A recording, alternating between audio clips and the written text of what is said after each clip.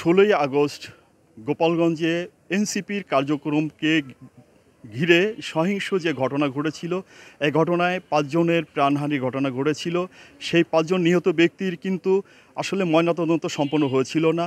এর মধ্যে রমজান মুন্সি নামের যে ব্যক্তি রিকশা চালক, ঢাকা মেডিকেলে যার মৃত্যু হয়েছে, ঢাকা মেডিকেল থেকে তার ময়নাতদন্ত সম্পন্ন হয়। বাকি যে 4 জন, এর মধ্যে দীপ্ত সাহা কিন্তু তাকে তাদের ধর্মীয় মতে যে দাহ করা হয়। আর বাকি যে 3 জন, রমজান কাজী, সোহেল রানা এবং ইমন তালুকদার, তাদেরকে আজকে কিন্তু গোপালগঞ্জ চিফ জুডিশিয়াল ম্যাজিস্ট্রেট আদালতের নির্দেশে তাদের লাশ উত্তোলন করা হচ্ছে কবর থেকে, এবং উত্তোলনের পরে কিন্তু তাদের মরদেহ ময়নাতদন্ত করার জন্য মর্গে নিয়ে যাওয়া হবে, এবং ময়নাতদন্ত সম্পন্ন শেষে তাদেরকে আবার গোপালগঞ্জ যে গেটপাড়া কবরস্থান রয়েছে, যেখান থেকে তাদেরকে উত্তোলন করা হয়েছে, ঠিক সেখানে আবার তাদেরকে সমাহিত করা হবে।